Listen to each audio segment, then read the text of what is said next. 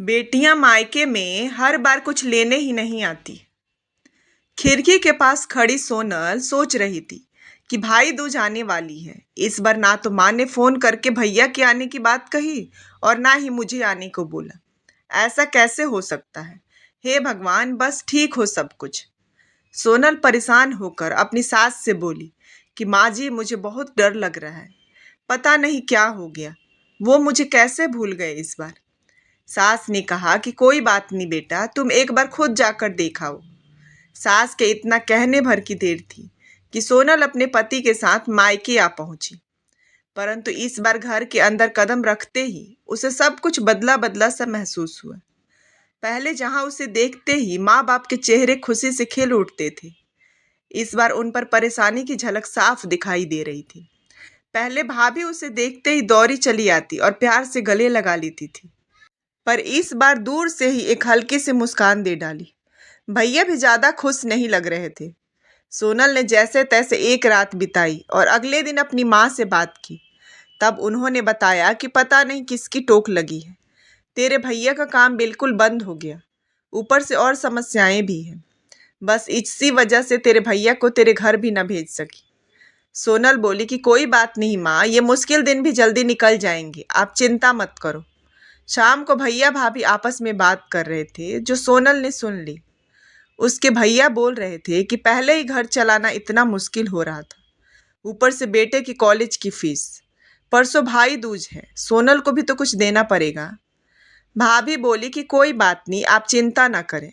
ये मेरी चूड़ियाँ बहुत पुरानी हो गई हैं, इन्हें बेचकर जो पैसे आएंगे उससे सोनल दीदी को शगुन भी दे देंगे और कॉलेज की फीस भी भर देंगे। सोनल को यह सब सुनकर बहुत बुरा लगा। भैया भाभी ये बातें कर रहे हैं, क्या मैं यहाँ उनको तंग करके कुछ लेने के लिए ही आती हूँ? वह अपने कमरे में आ गई। तभी उसे याद आया कि शादी से कुछ समय पहले जब वह नौकरी करती थी तो उसने बड़े शौक से अपनी पहली तनख्वाह लाकर पापा को दी थी। तब पापा ने कहा था कि ये पैसे अपने पास ही रख ले बेटा, मुश्किल वक्त में काम आएंगे। इसके बाद वह हर महीने अपनी सारी तनख्वाह बैंक में जमा करवाती रही। शादी के बाद जब भी मायके आई तो माँ ने उसे पैसे निकलवाने को कहा, पर सोनल हर बार कह देती कि अभी मुझे जरूरत नहीं। पर आज उन पैसों की उसके परिवार को जरूरत है।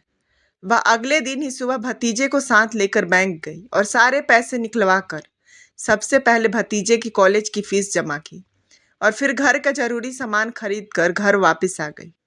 अगले दिन जब भैया का तिलक किया तो भैया ने भरी आंखों से उसके हाथ में 100 का नोट रखा। सोनल मना करने लगी तो भैया बोले कि ये तो शगुन है पगली, मना मत करना। सोनल बोली कि भैया, बेटियां मायके में लेने नहीं बल्कि अपने माँ बाप की अच्छी सेहत की कामना करने भैया भाभी को ढेरों दुआएं देने आती है। जितनी बार मायके की दहलीज पार करती हैं, ईश्वर से उस दहलीज की सलामती की दुआएं मांगती हैं। जब मुझे देखकर माँ पापा के चेहरे पर रौनक आ जाती है, भाभी दौड़कर गले लगाती है, आप लार लड़ाते हो, मुझे मेरा शगुन मिल जाता है। अगले दिन सोनल ने मायके से विदा लेकर ससुराल जाने के लिए जैसे ही दहलीज के पार कदम रखा कि भैया का फोन बज उठा।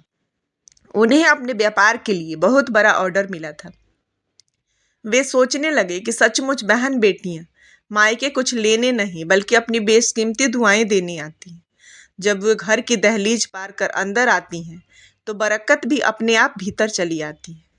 हर बहन बेटी के दिल की तमन्ना होती है कि उसका मायका हमेशा खुशहाल रहे और तरक्की करे।